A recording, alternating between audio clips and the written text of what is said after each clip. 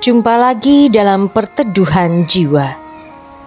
Saudaraku, kapan dan dimanapun berada, mari kita memberikan waktu sejenak untuk merenungkan firman, bersyukur dan memuji Tuhan melalui voice note program Perteduhan Jiwa.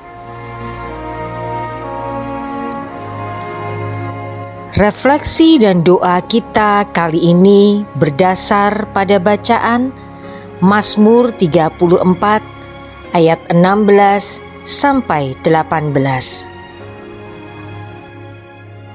Mata Tuhan tertuju kepada orang-orang benar, dan telinganya kepada teriak mereka minta tolong. Wajah Tuhan menentang orang-orang yang berbuat jahat untuk melenyapkan ingatan kepada mereka dari muka bumi. Apabila orang-orang benar itu berseru-seru, maka Tuhan mendengar dan melepaskan mereka dari segala kesesakannya.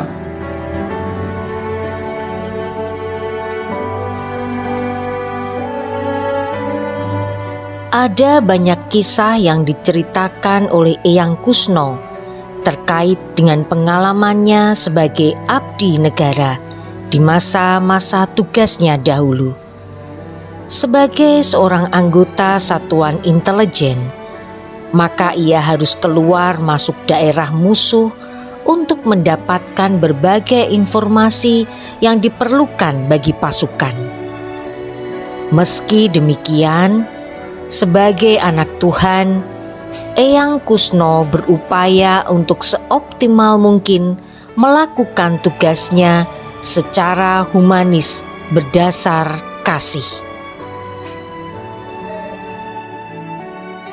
Suatu kali, Eyang Kusno ditugaskan untuk masuk ke wilayah musuh di daerah konflik.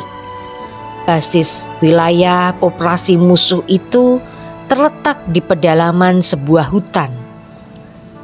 Oleh karena itu, pasukan musuh selalu menaruh curiga kepada pendatang yang masuk ke daerah mereka. Tidak terkecuali Eyang Kusno juga sempat dicurigai dan diinterogasi. Meski akhirnya Eyang Kusno ini dapat memasuki daerah musuh itu, akan tetapi gerak-geriknya terus dipantau oleh pasukan musuh.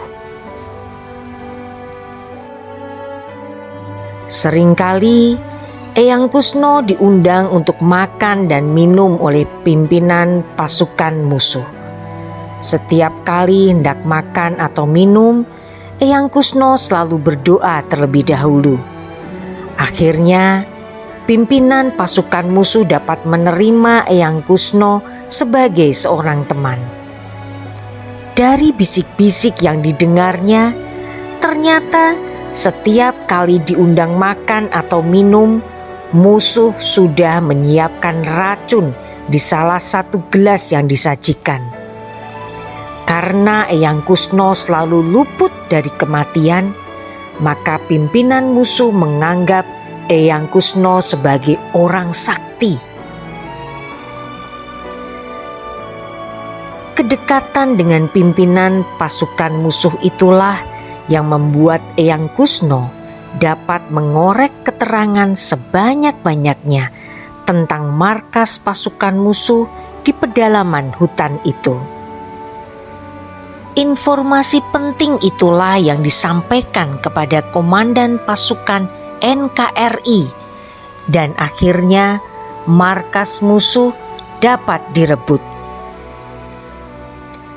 Kisah penugasan Eyang Kusno ini seperti cerita novel-novel detektif yang begitu menarik. Namun, Eyang Kusno selalu mengatakan bahwa penugasannya sebagai abdi negara dapat diselesaikan karena Tuhanlah yang menolong.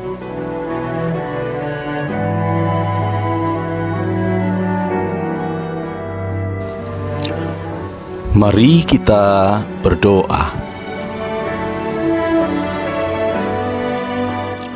Menyusuri setiap jengkal lintasan kehidupan ini, kami sungguh merasakan adanya berbagai macam pengalaman yang unik dan menarik. Pengalaman-pengalaman itu telah terangkai menjadi satu keyakinan iman yang melekat di dalam diri kami.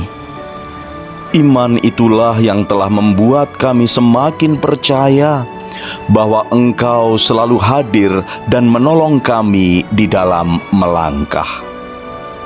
Di dalam kasih dan kelembutan, Engkau telah mendampingi kami, ya Tuhan. Dari berbagai pengalaman yang ada itu, kami menjumpai ada beberapa peristiwa yang hampir membuat diri kami kehilangan iman karena kegentaran dan kekhawatiran. Di dalam kegoncangan itulah kami berseru memanggil nama-Mu.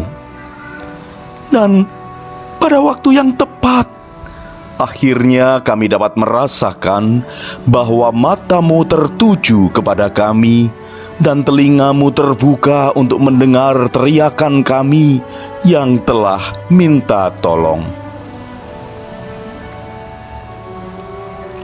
Meski tangan-tangan para pencemooh telah merencanakan kejahatan kepada diri kami, namun tangan perkasa-Mu telah melepaskan kami dari berbagai jerat yang dipasang untuk memerangkap kami. Oleh karena itulah, kami menghayati bahwa Engkau tidak berkenan kepada kejahatan, sehingga kuasa-Mu akan selalu menentang orang-orang yang berbuat jahat.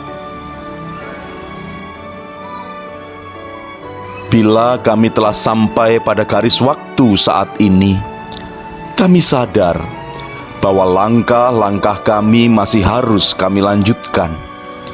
Kami insyaf bahwa ada berbagai situasi yang tidak dapat kami duga di waktu-waktu mendatang.